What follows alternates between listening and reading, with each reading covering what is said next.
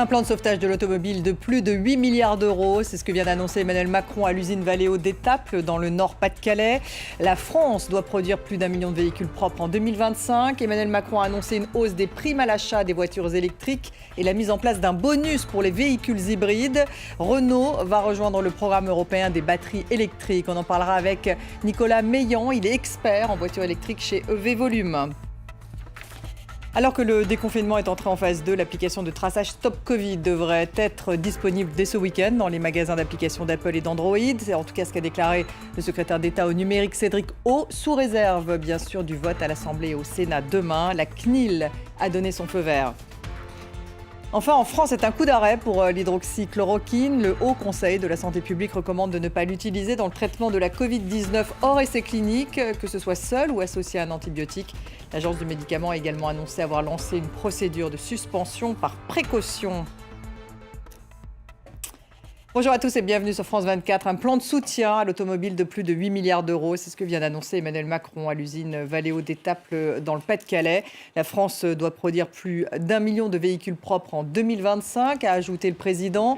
Il a également annoncé une hausse des primes à l'achat des voitures électriques et la mise en place d'un bonus pour les véhicules hybrides. En ce qui concerne Renault, le prêt de garantie de l'État de 5 milliards d'euros dépendra, dit-il, de l'issue d'une table ronde entre direction et syndicats. Renault rejoint en tout cas le programme européen de batteries électriques. Emmanuel Macron avait d'ailleurs reçu en début de journée son président Jean-Dominique Sénard. On en parle avec mon invité Nicolas Meillan. Il est expert en voitures électriques chez EV Volume. Bonsoir, merci beaucoup d'être avec nous. Alors tout d'abord, votre réaction à ces annonces. La filière automobile sera-t-elle sauvée ? La filière, c'est une très, très grande question. Effectivement, je pense qu'au-delà des annonces, quand on a des annonces, on a toujours beaucoup de chiffres. Alors, il faut essayer de prendre un petit peu de recul. Il y a une règle quand on parle de voitures électriques, c'est que c'est toujours des multiples de 100 000, des multiples de 1 million. Donc, je me suis amusé à regarder les annonces qu'on avait eues depuis 10 ans, puisque M. Borloo avait annoncé en 2009, 2 millions de voitures électriques en 2020. En 2020, il y en avait 250 000, donc 10 fois moins. Vous avez Ségolène Royal aussi qui avait annoncé 100 000 points de recharge en 2020.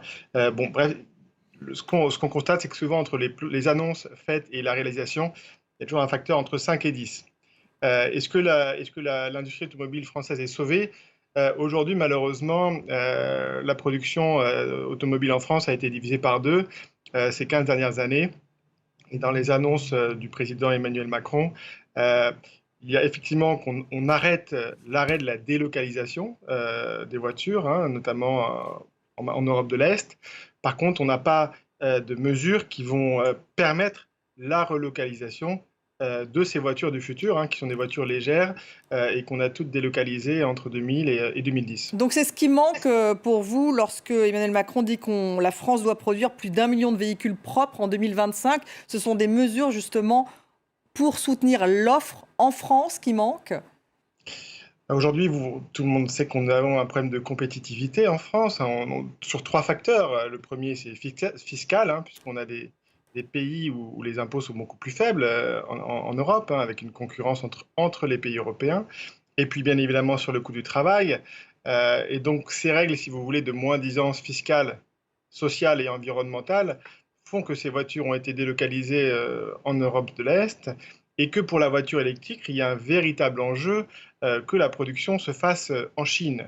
Aujourd'hui, malgré les engagements communiqués par les constructeurs qui devaient déjà exister, je pense, en grande partie avant le plan de sauvetage, vous n'avez aucune mesure qui permettra de s'assurer qu'effectivement, à horizon 2025, 1 million, c'est quand même la moitié de la production de voitures, la moitié qui sera électrique. Donc ça vous paraît peu réaliste à vous entendre. Une prime à la conversion d'un véhicule ancien par un véhicule moins polluant, donc qui sera désormais accessible à l'ensemble des ménages dont le revenu est inférieur à 18 000 euros par an, soit 3/4 des Français. Donc avec une prime à la demande, est-ce que ça peut donner justement un coup de boost au secteur ? Le président a annoncé que cette prime concernerait 200 000 voitures. Vous avez 400 000 voitures en stock à écouler, donc sur les 200 premières 1000 voitures, vous aurez cette prime-là. Ça, c'est des choses que nous faisons depuis 30 ans, avec différents noms, les baladurettes, les jupettes, les primes à la cash, ça les marche. primes à la conversion. Et ça marche pendant un temps, si vous voulez. Mais généralement, ça va marcher sur quelques mois. Aujourd'hui, la priorité, c'est que la France devienne effectivement une base de production. La France a l'électricité la plus décarbonée, la moins émettrice de CO2 au monde. Elle pourrait être l'usine du monde. Et aujourd'hui, malheureusement, rien n'est mis en place pour ça. On pourrait par exemple mettre des normes environnementales pour dire que la voiture électrique doit être produite avec une électricité peu carbonée. Ça éviterait de produire les batteries en Pologne, en Chine, et donc de s'assurer que ces voitures vertes sont bien aussi produites avec de l'électricité verte. Renault va rejoindre le programme européen de batteries électriques. Est-ce que c'est un bon programme, justement, ce programme de batteries électriques pour l'avenir? C'est un programme qu'il fallait de toute façon mettre en place, notamment pour travailler sur la batterie de demain. Malheureusement, il arrive très tard dans une course mondiale où les acteurs asiatiques, deux acteurs sud-coréens qui sont LG et Samsung, et les acteurs chinois ont déjà pris beaucoup d'avance et beaucoup d'effets d'échelle. Donc Renault rejoint cette alliance à contre-cœur. En gros, s'ils ne la rejoignaient pas, ils n'avaient pas leur prêt de 5 milliards d'euros. C'est aussi simple que ça. Et malheureusement, aujourd'hui, c'est une alliance, une initiative qui arrive un petit peu tard dans la course mondiale. Vous n'êtes pas convaincu, en tout cas, en un mot. Sur l'initiative sur les batteries, pour l'instant... Enfin, sur l'ensemble des annonces.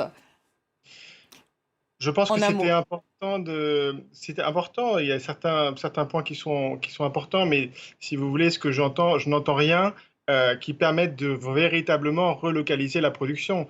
On a perdu 1,5 million de voitures en France en 15 ans.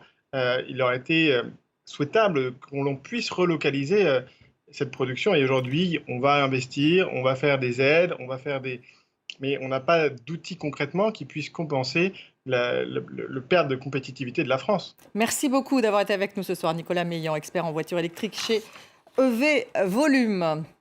Et puis vous entendrez Philippe Martinez, le secrétaire général de la CGT. Il réagira à ces annonces dans l'émission Mardi Politique présentée par Roselyne Fèvre et Frédéric Rivière. Et c'est à 19h15, heure française, sur France 24, bien sûr.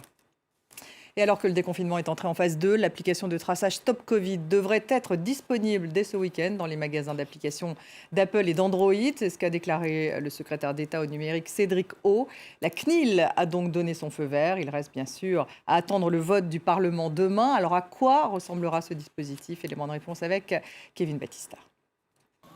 Elle est enfin prête. Prévue pour un lancement le 2 juin, l'application de traçage Stop Covid pourrait être disponible dès le week-end prochain, sous réserve d'un vote favorable à l'Assemblée et au Sénat ce mercredi.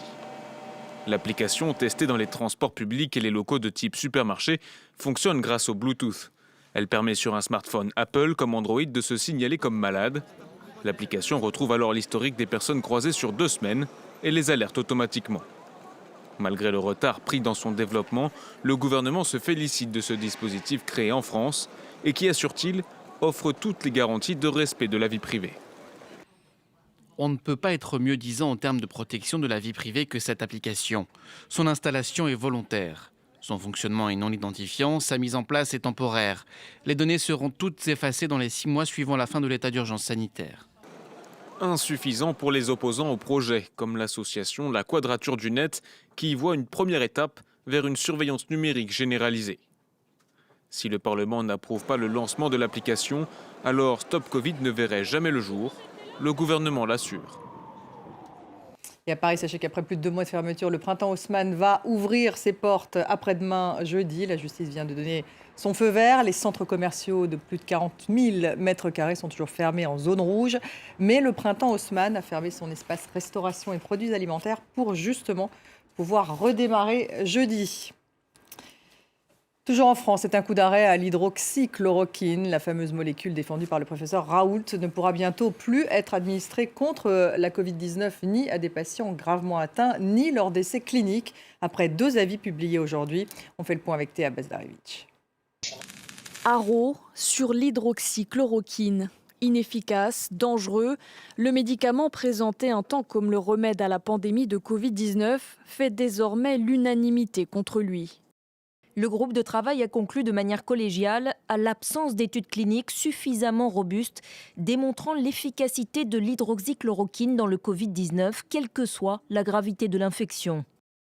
Avis défavorable du Haut Conseil de la santé publique, mais aussi de l'Agence régionale de santé, sur le point de suspendre les essais cliniques, tout comme l'Organisation mondiale de la santé, juste avant elle. Un nouveau coup d'arrêt après la parution ce vendredi d'une étude dans la revue scientifique britannique de Lancet. Des essais réalisés sur près de 100 000 patients et ce résultat sans appel, l'hydroxychloroquine n'est pas efficace contre le Covid-19. Pire, la molécule augmenterait même le risque de décès. Une étude qualifiée de foireuse par le professeur Didier Raoult, principal promoteur de la molécule dans l'Hexagone.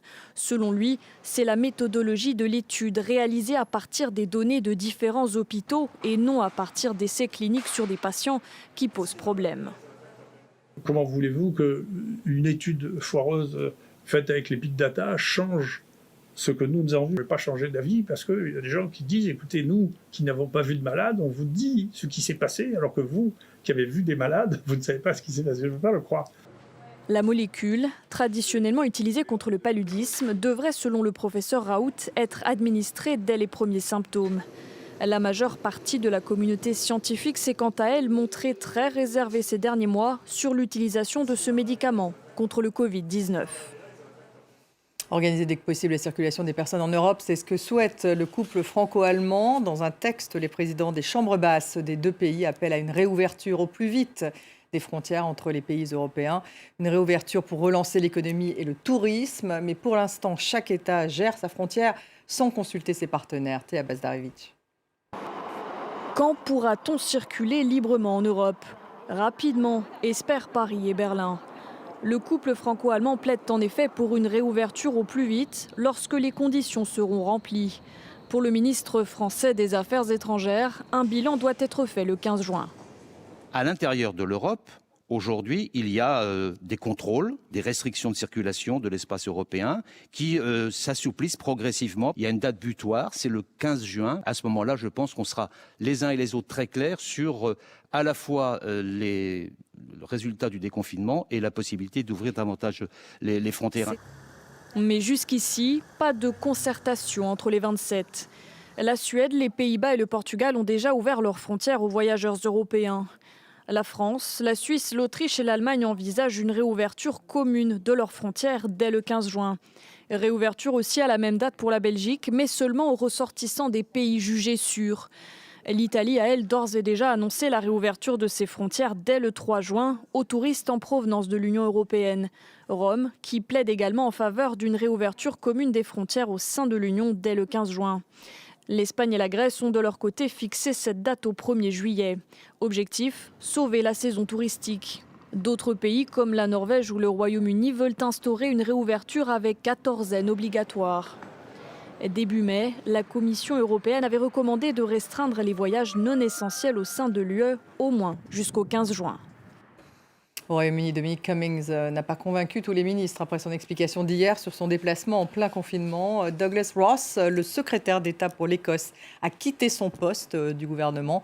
Déjà critiqué pour sa gestion de la pandémie, Boris Johnson, qui soutient Cummings depuis le début, peine à tourner la page de l'affaire. Dominic Cummings n'a exprimé ni excuse ni regret, mais assuré avoir agi de manière légale et raisonnable en parcourant 400 km malgré le confinement qui imposait aux Britanniques de rester chez eux.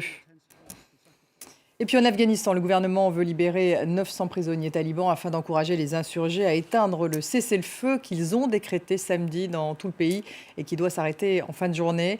Ces libérations visent à faire avancer la cause de la paix, a tweeté le Conseil national de sécurité. Et pour finir, vous allez voir ces images en Italie. La cité antique de Pompéi a ouvert à nouveau ses portes après plus de 2 mois de fermeture. Patrimoine de l'humanité, vous le savez, deuxième site touristique le plus visité du pays. La température de chaque visiteur est contrôlée à l'entrée par une caméra thermique avec bien sûr obligation de se désinfecter les mains avec du gel prévu à cet effet. Merci de nous avoir suivis, restez avec nous, on se retrouve dans un petit quart d'heure.